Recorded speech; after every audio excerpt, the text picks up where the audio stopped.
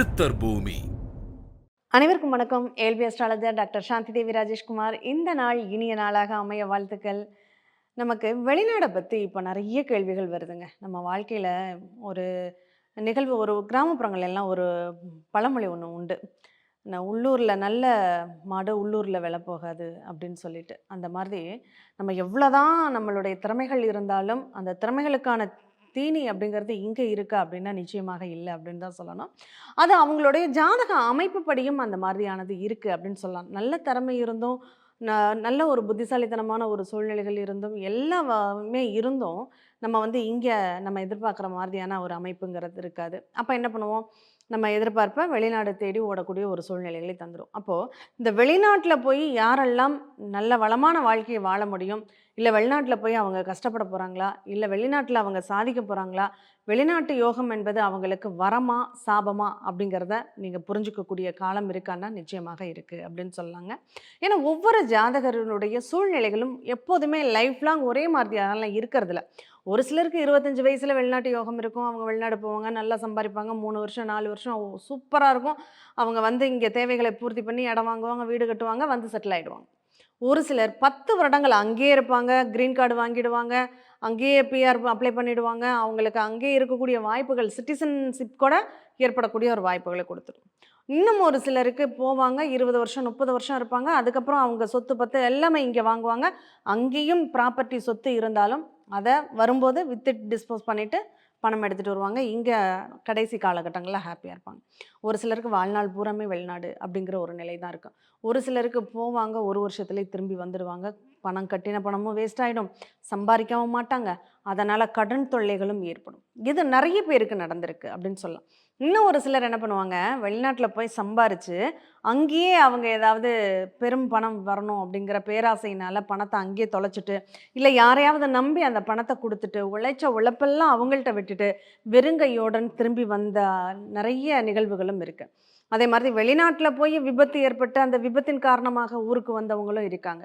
இப்படி நம்மளுடைய வெளிநாட்டு யோகம் அப்படிங்கிறது நமக்கு வரமாக செயல்படுதா இல்லை சாபமாக செயல்படுதா அப்படிங்கிறத நம்ம ஜாதகத்தை நம்ம பார்த்தோன்னா தெரிஞ்சுக்க முடியுங்க. ஒன்றும் இல்லை, இந்த வெளிநாடு போகிறதுங்கிறது ஒரு யோகம்னு வச்சுக்கோங்க. இப்போ ஒரு 3 வருஷம் அவங்க போகிறாங்க, அக்ரிமெண்ட்டில் போகிறாங்க அப்படின்னா அந்த 3 வருஷத்தில் அவங்களுக்கு ஏதாவது பிரச்சனைகள் ஏற்படுமா, இல்லை அந்த 3 வருஷத்தில் அவங்களுக்கு பதவி உயர்வுகள் சம்பள உயர்வுகள்லாம் ஏற்பட்டு அவங்களுடைய திறமைக்கேற்ற வெகுமதி அப்படிங்கிறது அங்கே கிடைக்குமா அப்படிங்கிற ஒரு நிகழ்வெல்லாம் உங்கள் ஜாதகத்தில் கட்டாயம் தெரிஞ்சுக்க முடியுங்க. இது ஒவ்வொன்றுக்குமே நம்ம ஒரு ஜோதிடரை போய் தேடி போகிறது நமக்கு அவசியமா அப்படின்னா, இந்த அட்சய கணபதி ஜோதிடம் நீங்கள் படிக்கிறீங்கன்னா அதற்கான அவசியமே கிடையாது அப்படின்னு சொல்லலாம். நமக்கு முடிவெடுக்க தெரியல, சில நெருக்கடியான ஒரு சூழ்நிலைகளில் இருக்கும். அப்போ நம்ம ஒரு ஜோதிடரை தேடி போகலாமா, நிச்சயமாக போகலாம். ஆனால் நம்ம அன்றாட வாழ்க்கையில் ஏற்படக்கூடிய ஒரு நிகழ்வுகளுக்கு ஒரு 3 மாதத்தில் இந்த கிரகங்கள் இங்கே மாறுது, அல்லது ஒரு நட்சத்திர புள்ளியின் இயக்கங்கள் மாறுது, இல்லை 45 நாளைக்கு உள்ள ஒரு கிரகம் மாறுது அப்படின்னா அது நமக்கு சப்போர்ட்டாக இருக்குமா அப்படிங்கிறத நம்ம தெரிஞ்சுக்க முடியுமா, தெரிஞ்சுக்க முடியும்.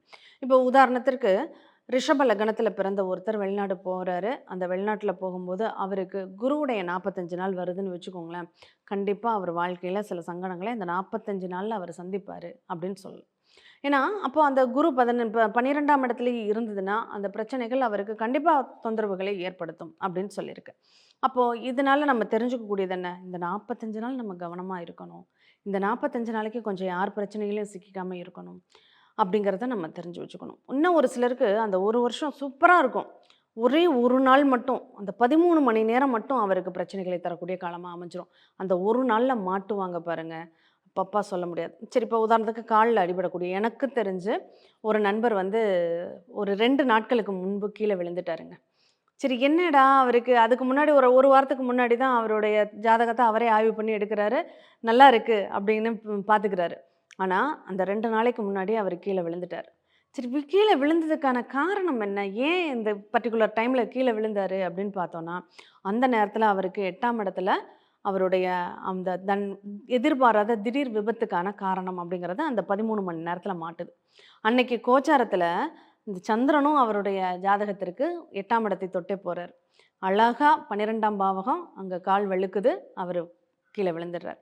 சரி, இது பெரிய ஆபத்தாயிடுமோ, காலே நடக்க முடியல அப்படின்னு ரொம்ப பயத்தில் இருந்தார். அதெல்லாம் ஒன்றும் இல்லைங்க, சாதாரணமாக. ஏன்னா ஜாதகம் நல்லா இருக்குது, அதனால் ஒன்றும் பெருசாக ஒன்றும் பிரச்சனை இல்லை.